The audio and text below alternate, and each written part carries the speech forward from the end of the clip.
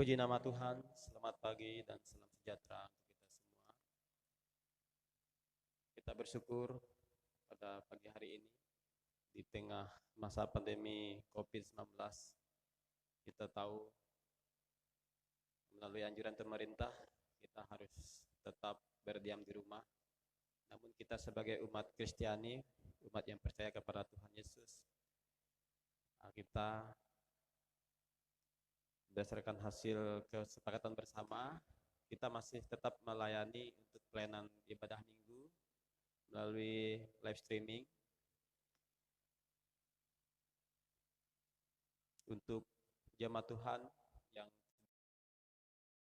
kita tidak bisa melakukan ibadah untuk beramai-ramai, jadi selamat mengikuti untuk ibadah live streaming melalui Facebook. Ya, untuk sidang jemaat yang mungkin tidak ada fasilitas, ya bisa mengikuti ya bersama dengan tetap memperhatikan anjuran pemerintah, yaitu physical dan social distancing. Baik, sebelum kita masuk dalam pottum dan salam, saya mengajak sidang jemaat untuk bangkit berdiri. Kita akan mengangkat pujian dari Kidung Jemaat nomor 20, ayat 1, 4, dan 5.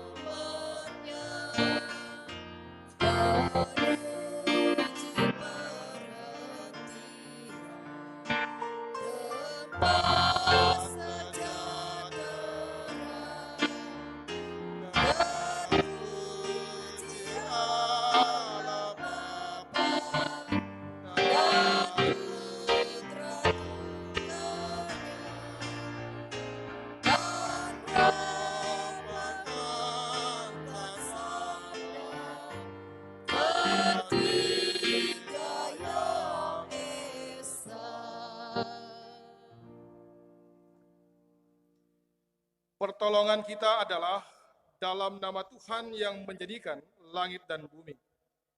Kasih karunia dan damai sejahtera dari Allah Bapa kita dan dari Tuhan Yesus Kristus menyertai kamu. Amin. Amin. Kasihanilah aku ya Allah menurut kasih setiamu.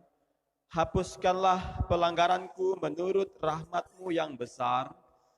Bersihkanlah aku seluruhnya dari kesalahanku dan tahirkanlah aku dari dosaku. Biarlah aku mendengar kegirangan dan sukacita, biarlah tulang yang kau remukan bersorak-sorak kembali. Kita menyanyi dari Kidung Jemaat nomor 42. Tuhan kasihani, Kristus kasihani, Tuhan kasihani kami.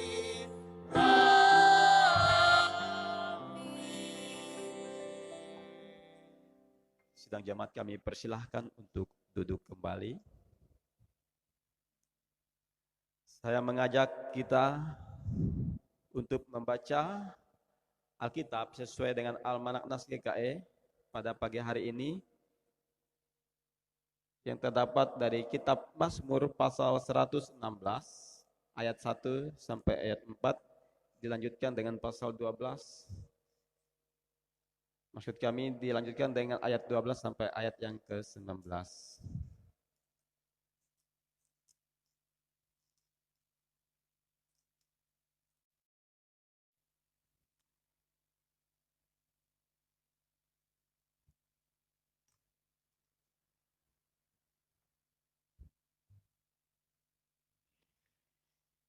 Mazmur pasal 116 ayat 1 sampai ayat yang keempat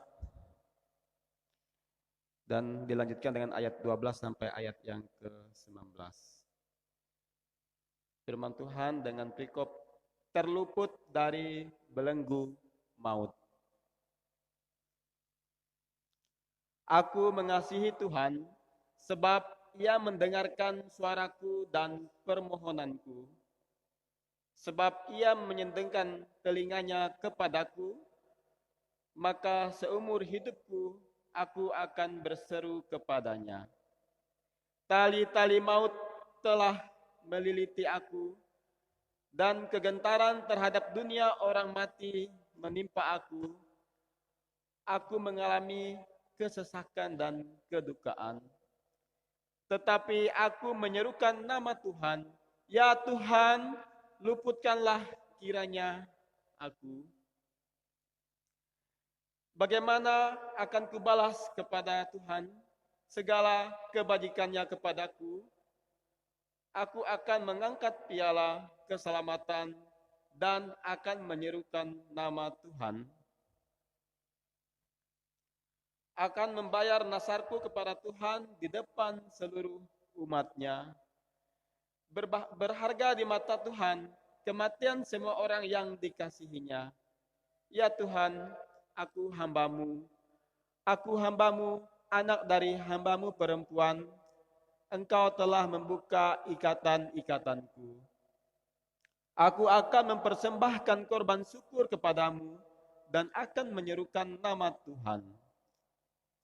Akan membayar nasarku kepada Tuhan di depan seluruh umat-Nya. Di pelataran rumah Tuhan, di tengah-tengahmu ya Yerusalem. Haleluya. Firman-Mu itu pelita bagi kakiku dan terang bagi jalanku.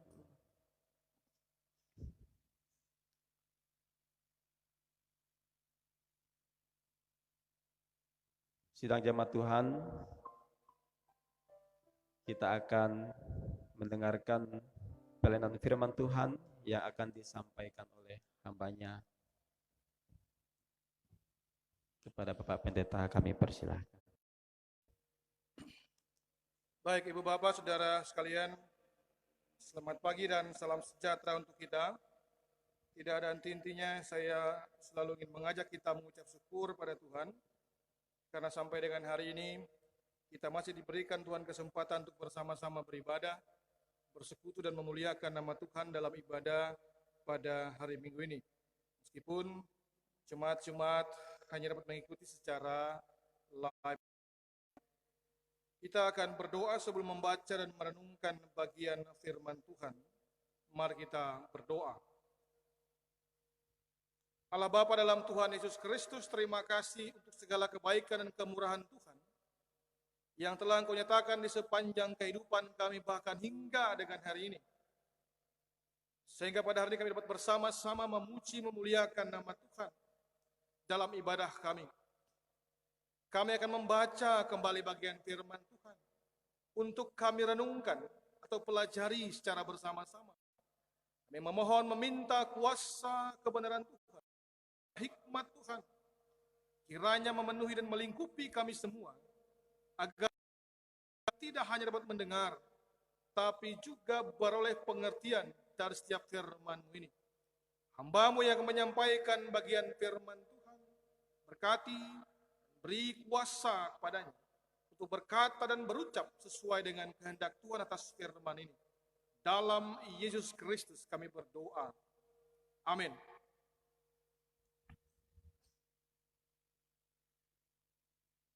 Ibu bapak saudara sekalian, firman Tuhan dari kitab Injil Lukas pasal 24 ayat yang ke-13 sampai dengan ayat yang ke-35.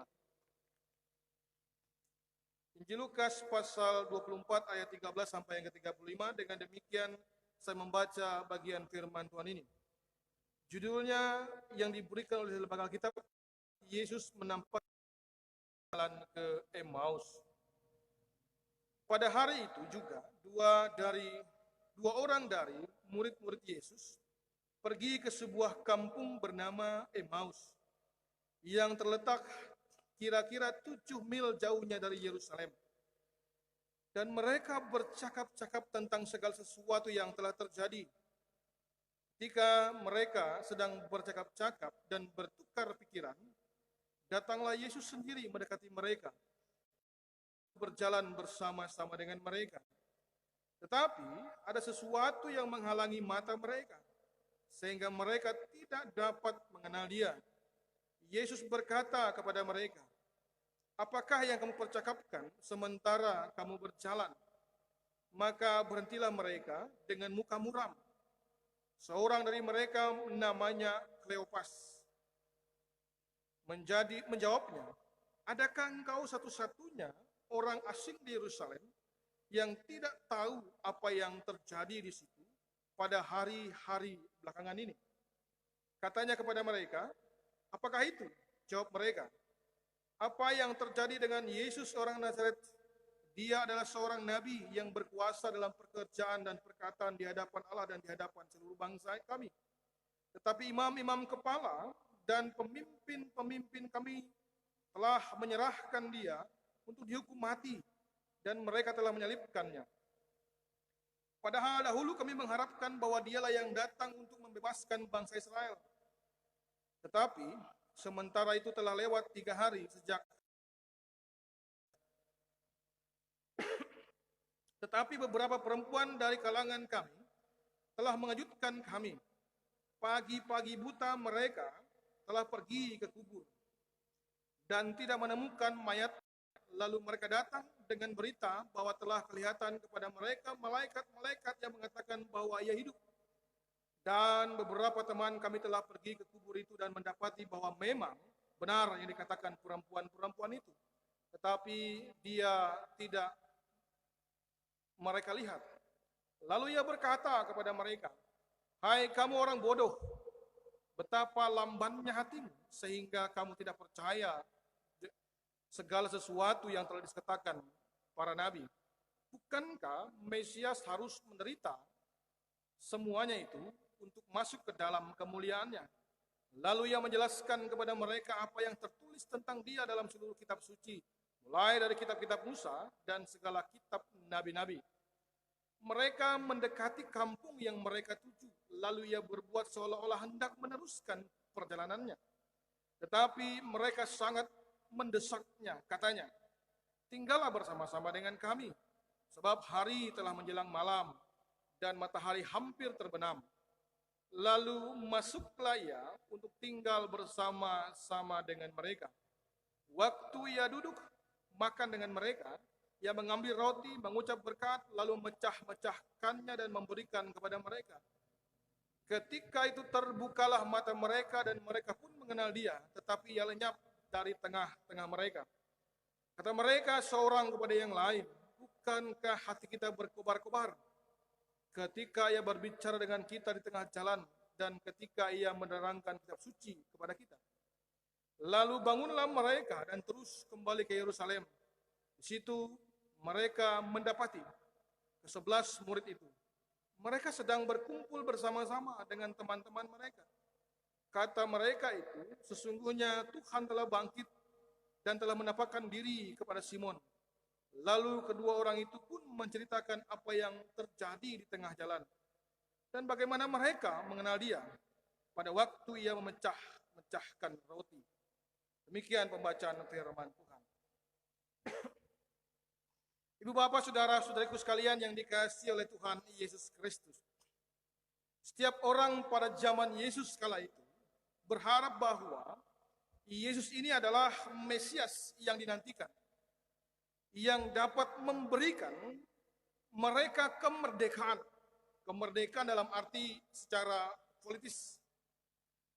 Yesus Mesias adalah tokoh yang diharapkan menjadi raja yang dapat memberikan keadilan, kemakmuran bagi bangsa Israel secara menyeluruh.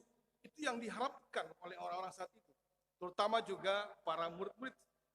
Namun pada faktanya tidak seperti yang diharapkan.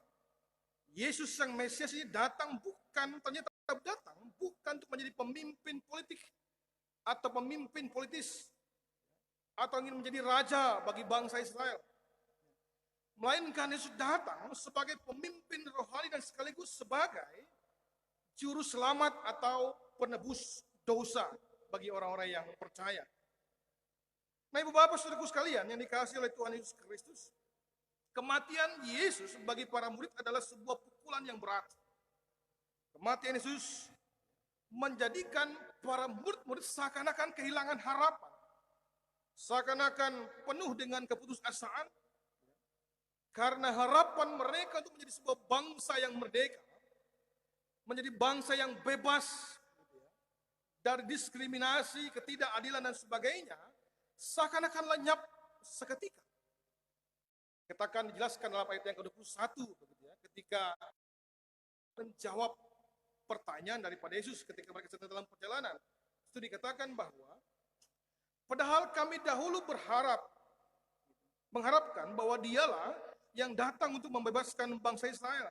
Tetapi sementara itu telah lewat 3 hari sejak semuanya itu terjadi. Artinya ada harapan yang besar terutama daripada para murid-murid agar Yesus ini kehadirannya adalah menjadi seorang raja dapat memimpin mereka pada sebuah kemakmuran secara jasmani saat itu. Ibu bapak saudaraku sekalian yang dikasihi nama Tuhan Yesus Kristus, menghadapi kenyataan yang seperti ini, melihat Yesus dihukum, Yesus disalibkan, mati, bahkan mereka menyaksikan sendiri, mendengar kabar bahwa yang simpang siur, bahwa tubuh Yesus dicuri dan sebagainya, menjadikan para murid-murid seakan-akan sebagai orang yang paling putus asa, yang paling kecewa saat itu, bahkan menjadi orang-orang yang paling bingung dan tidak karuan dalam pikiran mereka. Mereka menjadi orang-orang yang takut. Jangan sampai mereka ini, para murid ini, yang dikenal sebagai yang paling dekat dengan Yesus, juga sedang dicari-cari oleh tentara atau orang-orang Yahudi untuk mendapatkan penghukuman yang sama. Jadi selain mereka putus harapan seakan-akan seperti itu, mereka kecewa, pikiran mereka tidak karuan, mereka juga dirundung ketakutan. Jangan-jangan mereka ini menjadi sasaran selanjutnya dari orang-orang Yahudi karena mereka dianggap sebagai orang yang paling dekat dengan Yesus. Dan maka ditangkap juga lalu mendapatkan penghukuman yang sama. Sehingga setelah peristiwa kebangkitan Yesus, kita tidak mendengar tentang apa yang menjadi kegiatan dan aktivitas daripada para murid-murid. Kuat dugaan para murid-murid bisa dikatakan sedang berada atau dalam arti bersembunyi di suatu tempat yang aman sebelum segala sesuatu menjadi kondusif. Nah, ibu bapak saudaraku sekalian yang dikasihi oleh Tuhan Yesus Kristus, dari peristiwa perjumpaan 2 orang murid dengan Yesus ini, kita bisa menarik beberapa pelajaran atau menarik beberapa kesimpulan dari dalamnya. Yang pertama, bahwa putus asa dan hilangnya harapan bisa membuat orang tidak lagi mengenali atau tidak lagi dapat merasakan kasih dan kuasa daripada Tuhan. Sungguh aneh memang kalau kita melihat atau membaca dari firman ini, bahwa kedua orang murid ini tidak mengenali Yesus dalam apa yang dikatakan dalam firman Tuhan. Sebagai murid Yesus, mereka adalah orang yang paling dekat dengan Yesus. Bayangkan 3 tahun mereka bersama-sama dengan Yesus. Mengapa kemudian mereka tidak bisa mengenali Yesus saat itu? Nah, Ibu Bapak, Saudaraku sekalian yang dikasihi oleh Tuhan Yesus Kristus, sesungguhnya penulis Injil Lukas ingin menggambarkan kepada kita, kepada para pembacanya, bahwa kedua murid ini dalam keadaan yang begitu takut, dalam keadaan yang begitu kalut, begitu kecewa, bercampur bau dengan kebingungan, bercampur bau dengan ketakutan, sehingga menghalangi mereka untuk dapat mengenali Yesus. Itu dikatakan dalam firman Tuhan. Ada sesuatu yang menghalangi mereka, ketakutan mereka, kekecewaan mereka, kebingungan mereka, dan lain sebagainya. Nah, Ibu Bapak sekalian, dan sesungguhnya bisa juga kita artikan bahwa para murid ini, mereka juga tidak meyakini akan adanya kebangkitan, sehingga mungkin saja dalam pikiran mereka saat itu bahwa bukan Yesus yang sedang ada di dalam hadapan mereka, bukan Tuhan Yesus yang sedang dalam hadapan mereka. Karena mungkin dalam pikiran mereka adalah juga meragukan akan adanya kebangkitan itu. Kenapa mereka meragukan? Karena mereka belum mengerti secara utuh tentang apa yang Tuhan jelaskan dan pernah ajarkan kepada mereka sebelumnya. Mereka baru mengerti dan percaya, katakan dalam firman ini, setelah mereka melakukan makan bersama dengan Yesus di suatu tempat di Maus. Nah, Ibu Bapak sekalian, demikian halnya juga yang sering terjadi dalam kehidupan manusia. Kecewa, takut, putus asa, bahkan kadang-kadang kecewa, takut, putus asa yang berlebih, terkadang menghilangkan kesempatan dari seseorang untuk bisa merasakan kehadiran, kebaikan daripada Tuhan. Ada banyak orang yang demikian. Ketika dalam masalah yang berat, ketika dalam persoalan yang berat, persoalan yang besar, entah dalam persoalan di dalam pekerjaan, persoalan dalam keluarga, persoalan dalam hal pertemanannya dengan orang lain, putus asa, kekecewaan yang berat, dan sebagainya, serta menempatkan persoalan sebagai sebuah perkara yang sangat berat dalam hidupnya, pada akhirnya bisa menutupi kesempatan bagi seseorang untuk melihat kebaikan-kebaikan Allah yang dapat membantu dia untuk menyelesaikan persoalan-persoalannya. Nah, itu yang sedang terjadi juga dalam kehidupan para murid saat itu. Kekecewaan mereka begitu besar, ketakutan mereka begitu hebat, kebingungan mereka menjadi jadi, sehingga menutup akal sehat mereka untuk melihat apa yang baik yang ada di hadapan mereka, yaitu Tuhan Yesus Kristus. Hal yang kedua, Ibu Bapak Saudaraku sekalian, yang bisa kita pelajari dari firman Tuhan ini, bahwa ketertarikan pada kitab suci atau firman Allah akan membawa kita lebih dekat. Dalam ayat yang ke-29, itu menjelaskan bahwa walaupun kedua orang murid ini masih belum mengenali Yesus, tetapi mereka seakan-akan memiliki ketertarikan terhadap apa yang Yesus sampaikan kepada mereka, sehingga mereka mendesak, dikatakan dalam firman Tuhan, mendesak Yesus untuk tinggal bersama-sama dengan mereka. Kenapa? Karena ketertarikan mereka untuk mendengar, mengetahui lebih banyak apa yang sudah Tuhan sampaikan kepada mereka dalam perjalanan mereka dari Emmaus menuju ke Yerusalem tentang kitab suci. Ketertarikan mereka ini mendesak Yesus. Dalam hal ini barangkali secara memaksa kira-kira begitu. Agar Yesus mau singgah ke tempat mereka menginap dan membicarakan lebih banyak lagi tentang firman Allah. Mengapa itu terjadi? Karena ketertarikan mereka yang luar biasa terhadap firman Allah atau terhadap kitab suci. Sehingga mereka berupaya dengan sekuat, dengan semampuannya, agar Yesus ini mau tinggal bersama-sama dengan mereka. Nah, Ibu Bapak Saudaraku sekalian, saat ini ada banyak sekali anak-anak Tuhan yang tidak memahami firman Tuhan dengan benar. Alkitab hanya dianggap atau hanya ditempatkan sebagai pelengkap daripada peribadatan. Setiap orang Kristen sudah tentu punya kitab atau firman Allah, baik yang dalam bentuk buku, kitab itu, maupun juga dalam bentuk digital yang biasanya disimpan di dalam HP. Begitu. Tetapi walaupun demikian, ada yang punya firman Tuhan dalam bentuk buku, ada yang punya firman Tuhan dalam bentuk digital, ya. Dalam kehidupannya sehari-hari, ternyata masih saja firman Allah ini tidak melekat atau tidak tersimpan secara baik dalam hati dan pikiran mereka. Mungkin juga dalam kehidupan saya pribadi atau juga terjadi dalam kehidupan ibu bapak saudaraku sekalian. Katakanlah firman Allah sudah ada yang membacanya sampai tuntas. Namun sayangnya kadang-kadang orang hanya membacanya saja, tapi tidak berupaya untuk dapat memahami dan mengerti apa yang Tuhan sampaikan, Tuhan katakan lewat firman itu. Sehingga orang-orang dalam istilahnya hanya katam saja, tuntas saja membaca firman Tuhan. Tapi banyak hal yang tidak dia mengerti dari apa yang Tuhan sampaikan. Sehingga pada akhirnya walaupun dia tuntas membaca firman Tuhan, tidak mengubah hidupnya menjadi lebih baik. Atau katakanlah, orang sudah membaca firman Tuhan tuntas, lalu juga sudah mengerti firman Tuhan. Tapi kemudian, walaupun sudah membaca firman Tuhan tuntas, sudah mengerti juga akan apa yang dia baca, banyak juga orang yang masih belum mau melakukan apa yang dia mengerti dari firman Tuhan itu. Banyak orang-orang Kristen yang tahu bahwa dia harus berbuat baik. Banyak orang-orang Kristen tahu bahwa dia harus berlaku adil. Banyak orang-orang Kristen tahu bahwa dia harus berlaku jujur dalam kehidupan sehari-harinya. Tapi ternyata tidak dia lakukan. Artinya dia membaca, dia mengerti, tetapi tidak mengerjakan apa yang dia mengerti. Atau katakanlah ibu bapak saudaraku sekalian, orang sudah membaca firman Tuhan, lalu sudah mengerti akan firman Tuhan, dan kemudian sudah melakukan apa yang dia mengerti akan firman Tuhan itu.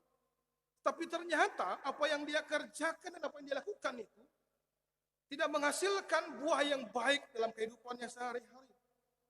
Mengapa saya katakan demikian? Mungkin hanya untuk pamer, mungkin hanya untuk menonjolkan identitas diri dengan mengerjakan dan melaksanakan kebenaran-kebenaran daripada Tuhan. Artinya bahwa memahami firman Tuhan tidak secara utuh, memahami firman Tuhan tidak dengan cara yang tidak benar, sehingga pada akhirnya hasil yang dia hasilkan dari mempelajari dan mendengarkan firman Tuhan pun juga menjadi hasil yang tak ada manfaatnya dalam hidup dan kehidupannya, dalam hal ini dalam hubungannya dengan Tuhan.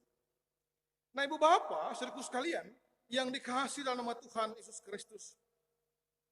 Hal yang ketiga, dari apa yang menarik dari yang terjadi antara dua orang murid dengan Tuhan Yesus ini, adalah bahwa jangan pernah untuk lupa mengundang Tuhan dalam hidup dan kehidupan kita hari lepas hari. Itu dijabarkan dalam ayat yang ke-29 sampai dengan yang ke-32. Setiap kita, saya dan ibu bapak saudaraku sekalian, tentunya ingin hidup kita ini diberkati, ingin hidup kita ini dijaga, ingin hidup kita ini dikuasai oleh Tuhan. Entah kehidupan keluarga kita, dalam kehidupan pekerjaan kita, kehidupan usaha kita, pelayanan kita, dan lain sebagainya. Kita berharap bahwa agar Tuhan memberkati itu. Namun terkadang, bahwa kita lupa untuk mengundang Tuhan dalam hidup dan kehidupan kita. Terkadang kita pun tidak menyediakan tempat dan waktu yang terbaik untuk hadirnya Tuhan dalam hidup kita. Kesibukan kita dalam mengerjakan usaha, kesibukan kita dalam menuntaskan kewajiban dan pekerjaan kita, kesibukan kita untuk mengurus keluarga seringkali membuat kita abai untuk menerima atau menyempatkan diri untuk menghadirkan Tuhan dalam hidup dan kehidupan kita hari lepas hari. Tapi masih berharap banyak agar Tuhan memberkati kehidupannya, agar Tuhan menjaga kehidupannya. Berdoa kadang lupa, beribadah kadang setengah-setengah, bersyukur kadang dengan sengut-sengut dan lain sebagainya. Tapi masih banyak orang yang dengan perilaku hidup seperti itu berharap agar Tuhan memberkati hidupnya. Nah ibu bapak, saudaraku sekalian yang dikasihi nama Tuhan Yesus Kristus, Sudah semestinya kita menjadi sama seperti kedua orang murid Tuhan Yesus ini, yang memiliki sikap ngotot begitu ya, atau punya keinginan yang kuat agar Tuhan Yesus selalu bersama-sama dengan mereka. Bahkan mereka menyediakan tempat, menyediakan waktu khusus untuk mendengarkan apa yang Tuhan sampaikan kepada mereka.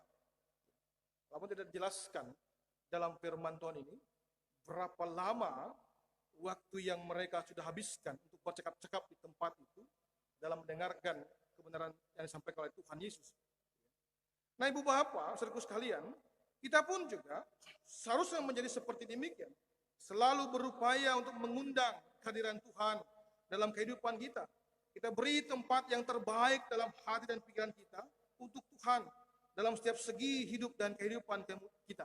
Lalu kemudian rasakan kuasa Tuhan yang memelihara kehidupan kita hari lepas hari. Dan itu juga yang dirasakan oleh kedua orang murid ini. Mereka mengundang Tuhan dalam kehidupan mereka. Mereka membiarkan dan berbicara di hadapan mereka. Dan apa yang terjadi? Kuasa Tuhan bekerja, membuka mata dan membuka hati pikiran mereka untuk menikmati kuasa Tuhan itu. Yang keempat atau yang terakhir dari apa yang menarik daripada firman Tuhan ini, firman Tuhan mengajarkan kepada kita bahwa jangan sekali-kali meninggalkan persekutuan. Tidak dijelaskan dengan pasti, Ibu Bapak sekalian, mengapa kedua orang murid Tuhan ini, Yesus ini, pergi ke Emmaus dan meninggalkan murid-murid yang lainnya di Yerusalem. Tapi tentu kita bisa menduga bahwa dalam keputusasaan, dalam kekecewaan mereka, dalam kebingungan mereka, mungkin saja kedua orang murid ini pergi ke Emmaus ingin mencari kejelasan dan kepastian terhadap apa yang terjadi pada Yesus atau mencari informasi kira-kira. Lalu apakah kemudian mereka menemukan jawaban dari kebingungan mereka? Ternyata tidak. Justru malah sebaliknya. Malah semakin membuat mereka menjadi semakin bingung dan semakin putus asa karena berita-berita yang mereka dengar semakin simpang siur dan semakin dilebih-lebihkan. Nah, Ibu Bapak, saudaraku sekalian, dikasih nama Tuhan Yesus Kristus. Dalam peristiwa ini, apalagi ketika Tuhan seakan-akan menghardik kedua orang ini, hai kamu orang bodoh, mengingatkan kepada kita melalui peristiwa ini bahwa jangan pernah sekali-kali meninggalkan persekutuan kita, baik itu di dalam gereja maupun di dalam keluarga. Walaupun mungkin sampai dengan sekarang ini masih banyak orang yang meninggalkan persekutuan ketika dalam persoalan yang berat. Para murid-murid ini sedang dalam persoalan yang berat, tetapi kedua orang ini dalam persoalan yang berat mereka berupaya meninggalkan persekutuan dan mencari jawab atas persoalan yang mereka hadapi. Dan ternyata bukan malah menyelesaikan persoalan yang sedang mereka hadapi, tapi menambah berat kebingungan mereka. Nah, dari firman ini kita diingatkan ketika ada persoalan, ketika ada masalah apapun itu bentuk dalam kehidupan kita, pribadi maupun keluarga, jangan pernah meninggalkan persekutuan. Karena ketika dalam masalah yang berat, dalam masalah yang besar, kemudian kita malah meninggalkan persekutuan, percayalah, bukannya akan memberikan penyelesaian masalah pada kita, malah mungkin akan bisa memberikan atau menambah berat pergumulan ataupun persoalan-persoalan yang sedang kita hadapi. Dan itu yang terjadi kepada kedua orang murid ini. Mereka meninggalkan persekutuan dengan murid yang lain, mencoba mencari tahu tentang apa yang terjadi pada Yesus, bukan malah membuat mereka semakin tahu, malah menjadikan mereka menjadi pribadi atau menjadi murid yang semakin bingung akan peristiwa Yesus. Nah, Ibu Bapak, saudaraku sekalian yang dikasihi dalam nama Tuhan Yesus Kristus, sampai hari ini pun kita masih diperhadapkan dengan berbagai pergumulan dan persoalan-persoalan yang berat. Salah satunya adalah yang dihadapi oleh setiap orang sampai dengan saat ini, yaitu pandemi COVID-19 atau virus corona ini. Kita dibatasi untuk beribadah di gereja. Artinya dibatasi untuk sementara waktu, sebagai bentuk dukungan kita untuk menghentikan penyebaran virus corona ini. Tapi dengan dibatasinya kita untuk dapat bertemu bersama-sama bersekutu dengan Tuhan, apakah kemudian menghentikan kita untuk bersekutu dengan Tuhan? Dengan pandemi virus corona yang melanda setiap orang dan memberikan dampak yang tidak baik pada setiap orang, bahkan berpengaruh dalam segala bidang, sosial, budaya, bahkan yang paling terasa dalam segi ekonomi misalnya, berpengaruh banyak pada setiap orang. Tapi kemudian apakah kemudian membatasi kita tetap bisa melakukan atau menyatakan ungkapan syukur kita kepada Tuhan dalam hidup dan kehidupan kita? Tidak ada alasan bagi siapapun untuk tetap harus bersyukur pada Tuhan dalam hidup dan kehidupannya sehari-hari, dalam berbagai persoalan maupun dalam berbagai cobaan-cobaan yang berat sekalipun, terutama dalam peristiwa COVID-19 ini. Jangan sampai persoalan-persoalan seperti ini menjadi dipakai oleh orang-orang untuk tidak lagi dapat menyatakan syukurnya kepada Tuhan. Nanti yang juga kadang-kadang terjadi. Kadang-kadang ketika usahanya lemah, ketika pekerjaannya dirasa tidak menghasilkan sesuatu yang lebih, kemudian menghambat seseorang untuk bisa bersyukur kepada Tuhan. Kita diingatkan tentang apa yang terjadi kepada seorang perempuan janda tua, memberi dengan segala kekurangannya. Dia hanya memberi 2 peser, saya dikatakan dalam firman Tuhan saat itu. Dan dikatakan pemberian adalah pemberian yang terbaik. Kenapa? Karena dia memberi dalam segala kekurangannya, dia memberi dalam segala kelemahan-kelemahan yang dia miliki. Jadi pemberiannya walaupun Tuhan sebagai pemberian yang terbaik saat itu. Karena setiap orang akan diuji imannya, setiap orang akan diuji di hadapan Tuhan kebaikannya, kesetiaannya. Apakah dia masih punya kemampuan untuk bisa memberi dan melayani pada Tuhan ketika dia sedang dalam persoalan-persoalan yang berat. Seseorang akan diuji imannya, apakah dia masih bisa bersyukur pada Tuhan ketika dia dalam keadaan yang lemah atau dalam keadaan yang berkekurangan. Kalau orang-orang bisa bersyukur, tawa ketika hatinya bahagia, itu wajar. Orang tetap tersenyum ketika hatinya terluka misalnya. Itu yang berat. Nah, sama halnya juga sampai dengan saat ini. Apakah kita masih bisa bersyukur pada Tuhan di tengah kesulitan-kesulitan yang sedang kita hadapi sampai dengan sekarang ini? Akhirnya, saya ingin menyampaikan kepada kita, percayalah bahwa Yesus tidak mati begitu saja, melainkan Ia bangkit dan menang atas maut. Kemenangan itu semestinya menjadi kemenangan kita juga. Agar kita dalam persoalan apapun dalam hidup ini tetap memiliki pengharapan bahwa Yesuslah jawaban atas segala persoalan dan pergumulan kita. Berikan tempat yang terbaik bagi Tuhan Yesus dalam hati dan pikiran kita. Dan biarkan Ia bekerja untuk memberkati dan menjaga hidup dan kehidupan kita, terutama ketika kita sedang dalam menghadapi masalah-masalah yang berat sampai dengan sekarang ini. Kiranya Tuhan memberkati kita dan memberkati firman-Nya. Amin. Kita berdoa. Ya Allah Bapa yang baik, dalam nama Tuhan Yesus Kristus, kami mengucap syukur pada Tuhan pada hari ini. Karena kami masih diberikan kesempatan untuk beribadah. Bisa diberikan kesempatan Tuhan untuk bersekutu. Walaupun ya Tuhan, kami dibatasi oleh ruang dan jarak. Namun karena kuasa dan kasih Tuhan, akal budi pekerti yang Tuhan berikan pada kami ini, memampukan kami tetap bisa bersekutu, walaupun dipisahkan oleh jarak dan tempat dengan cara live streaming. Ya Bapa yang baik, dalam Tuhan Yesus Kristus, meskipun ibadah kami, suasana ataupun cara yang kami pakai pun berbeda. Jika biasanya kami bersama-sama dalam gereja itu beribadah, namun sekarang kami harus beribadah masing-masing di rumah kami bersama dengan keluarga kami. Namun apakah kemudian mengurangi sukacita? Apakah kemudian mengurangi ungkapan syukur? Apakah kemudian mengurangi kebahagiaan kami untuk tetap bisa memuliakan Tuhan? Kiranya tidak terjadi dalam kehidupan persekutuan kami.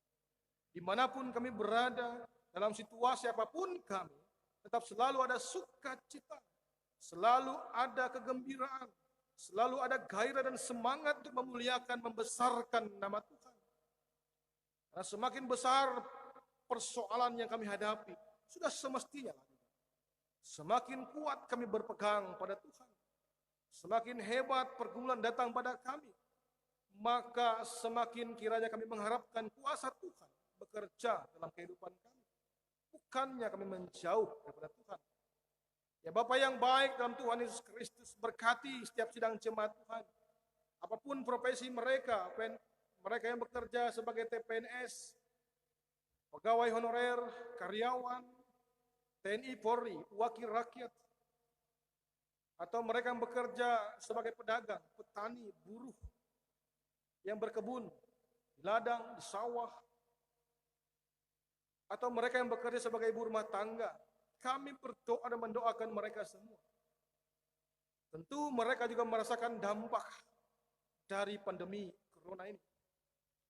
Entah dampak dari kualitas pekerjaan yang tidak lagi bisa mereka hasilkan dengan baik, atau mempengaruhi hasil dari apa yang mereka kerjakan. Tetap mendoakan Tuhan agar kiranya tidak menjadikan siapapun dari setiap kami dari jemaat Tuhan menjadi putus asa, lalu hidup dengan sungut-sungut dan berkeluh kesah, dan mengharapkan pertolongan atau pengasihan dari orang lain tanpa pernah berusaha. Kami berdoa dan bermohon pada Tuhan agar Engkau kuatkan dan teguhkan iman percaya jemaat-jemaat Tuhan. Berat bagaimanapun persoalan pergumulan yang ada, mereka tetap harus menjalani kehidupan dengan baik. Tetap harus berupaya dengan kerja keras untuk menghasilkan yang terbaik dalam hidup dan kehidupan mereka. Dan terus dengan tiada henti memohon pada Tuhan, agar Tuhan selalu menjaga dan memberi kesehatan kepada mereka. Ya Bapa yang baik, dalam nama Tuhan kami Yesus Kristus, kami juga berdoa untuk hamba-hamba Tuhan yang melayani dimanapun juga berada. Terkhusus di Gereja Kalimantan Evangelis. Dengan berbagai kendala dan keterbatasan untuk melayani jemaat Tuhan. Banyak hal yang menghalangi bisa memberikan pelayanan-pelayanan pada jemaat Tuhan. Entah keterbatasan teknologi, keterbatasan sarana maupun prasarana. Ya Bapa yang baik, kiranya dalam segala keterbatasan dalam rangka memberikan pelayanan yang terbaik kepada jemaat Tuhan, tidak mengurangi dan tidak melemahkan respon jemaat-jemaat Tuhan, tetap bisa menerima pemberitaan firman Tuhan dengan berbagai cara, entah dengan cara live streaming seperti ini, atau dengan cara memberikan selebaran dari firman Tuhan, atau hal yang lain. Kiranya jemaat-jemaat Tuhan tetap bisa menikmati akan firman-Mu. Kau juga berkati Tuhan para hamba-hamba-Mu yang melayani di tengah-tengah pandemi corona ini, apalagi terlebih-lebih mereka yang berada di zona merah. Jaga dan terus pelihara mereka ya Tuhan, agar dalam segala kehati-hatian mereka, dalam semangat juang untuk melayani, dalam semangat juang untuk memberikan kekuatan pada jemaat Tuhan, tetap bijaksana dan waspada, hindar dari petaka. Ya Bapa yang baik, dalam nama Tuhan Yesus Kristus, juga Engkau berkati kiranya Tuhan khususnya jemaat kami di GKI Fata Aping, dalam kami menghadapi dan menyikapi segala persoalan yang terjadi pandemi corona ini. Jadikan kami Tuhan sebagai jemaat, sebagai warga masyarakat yang bijaksana, yang taat dan patuh terhadap segala anjuran-anjuran pemerintah yang diberikan kepada kami. Karena kami percaya bahwa apa yang dianjurkan kepada kami adalah cara yang memang terbaik untuk memutus mata rantai penyebaran virus corona ini. Jangan jadikan kami sebagai orang-orang yang bodoh, ya Tuhan. Membiarkan diri kami untuk menghampiri masalah. Biarkan kami menjauhkan perkumpulan-perkumpulan yang tidak penting. Biarkan kami menghentikan untuk sementara keramaian-keramaian. karena ketika pandemi ini,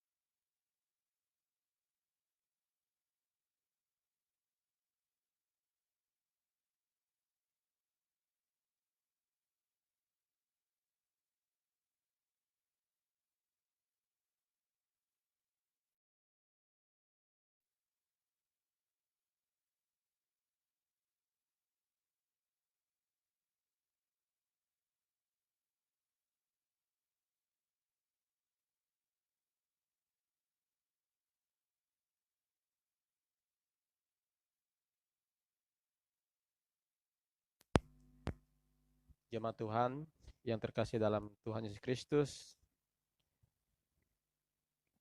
pada kesempatan minggu ini sebagai bentuk ucapan syukur kita atas setiap pertolongan kasih setia Tuhan dalam kehidupan kita. Tuhan masih senantiasa melindungi, memberkati setiap aktivitas kita. Kita akan memberikan yang terbaik untuk Tuhan melalui persembahan syukur. Mari kita bersama mendengarkan nas pembimbing yang terdapat dari kitab Mazmur pasal 96 ayat 7 sampai ayat yang ke-9. Kepada Tuhan, hai suku-suku bangsa, kepada Tuhan sajalah kemuliaan dan kekuatan. Berilah kepada Tuhan kemuliaan namanya, bawalah persembahan dan masuklah ke pelatarannya. Sujudlah menyembah kepada Tuhan dengan berhiaskan kekudusan. Gemeterlah di hadapannya, hai segenap bumi. Sebelum kita menyerahkan seluruh persembahan syukur kita dalam kebaktian minggu ini, marilah terlebih dahulu kita berdoa. Saya pimpin kita dalam doa. Bapa di surga, kami bersyukur Tuhan, Allah yang setia, Allah yang mengasihi setiap kehidupan kami pribadi lepas pribadi. Kami mohon ampun ya Tuhan, jika di waktu yang telah kami lewati, kami banyak melakukan kesalahan, kelalaian Tuhan. Bapa di surga, kami bersyukur Tuhan masih setia mengasihi kami. Bahkan dalam setiap aktivitas pekerjaan yang kami jalani, meskipun terbatas Tuhan, oleh karena situasi pandemi COVID-19 ini, namun kami masih terus bersyukur Tuhan tidak meninggalkan kami. Kami masih bisa merasakan napas kehidupan, masih bisa berkumpul bersama dengan keluarga kami Tuhan. Kami masih bisa menikmati berkat-Mu Tuhan. Bapa di surga, dalam kesempatan ini kami juga ingin memberikan yang terbaik bagi Tuhan, dan kiranya Tuhan boleh terus menyertai dan memberkati dalam setiap aktivitas pekerjaan kami, dalam setiap pelayanan kami Tuhan, baik di jemaat kami dan di masyarakat. Terima kasih Bapa, inilah doa kami yang kami panjatkan di dalam tangan anak-Mu Yesus Kristus. Kami sudah berdoa dan mengucap syukur, haleluya, amin. Sementara kita mempersembahkan persembahan syukur kita mengangkat pujian dari pelengkap Kidung Jemaat nomor 146 ayat 1 dan seterusnya. Kepada yang bertugas kami persilahkan.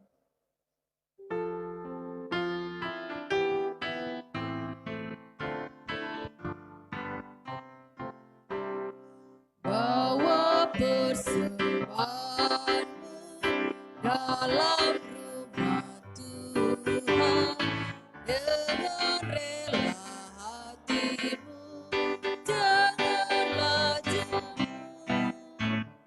Bawa persembahanmu, bawa dengan suka, bawa persembahanmu, tanda suka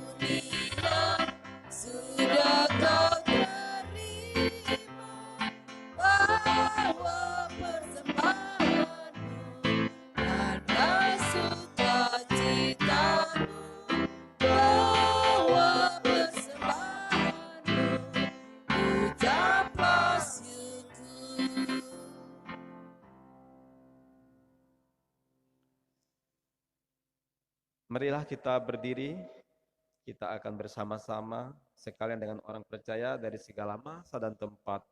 Kita akan mengikrarkan pengakuan iman Nia yang diakhiri dengan haleluya. Aku percaya kepada satu Allah Bapa yang Maha Kuasa, pencipta langit dan bumi, dan segala yang kelihatan dan yang tidak kelihatan, dan kepada satu Tuhan Yesus Kristus, satu-satunya anak Allah yang diperanakan dari Bapa sebelum alam semesta. Allah dari Allah, terang dari terang, Allah yang sejati dari Allah yang sejati, diperanakan bukan dicipta, sehakikat dengan Sang Bapa, oleh siapa segala sesuatu dicipta, yang untuk kita manusia dan untuk keselamatan kita telah turun dari surga dan diinkarnasikan oleh Roh Kudus dari anak darah Maria dan dijadikan manusia. Ia telah disalibkan juga bagi kita di bawah pemerintahan Pontius Pilatus. Ia menderita dan dikuburkan, dan pada hari yang ketiga ia bangkit kembali, sesuai dengan kitab suci, dan naik ke surga, dan duduk di sebelah kanan Bapa. Dan ia akan datang kembali dengan kemuliaan untuk menghakimi orang yang hidup dan yang mati, yang kerajaannya tak akan berakhir. Dan aku percaya kepada Roh Kudus, Tuhan dan pemberi kehidupan, yang keluar dari Bapa dan Anak, yang bersama-sama dengan Bapa dan Anak, disembah dan dimuliakan. Ia telah berfirman dengan perantaraan para nabi. Dan aku percaya satu gereja yang am dan rasuli. Aku mengakui satu baptisan untuk pengampunan dosa, dan aku menantikan kebangkitan orang mati dan kehidupan di dunia yang akan datang. Amin. Amin.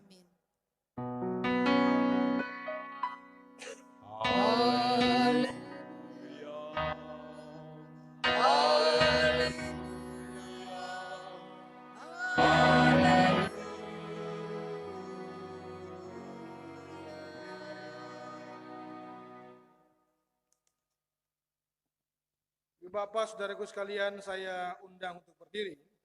Kita akan menerima pengutusan dan berkat daripada Tuhan. Marilah kita bekerja sebagaimana Yesus telah bekerja dan mengasihi. Ya Tuhan, pakailah hidup kami. Tuhan memberkati engkau dan melindungi engkau. Tuhan menyinari engkau dengan wajahnya dan memberi engkau kasih karunia. Tuhan menghadapkan wajahnya kepadamu dan memberi engkau damai sejahtera.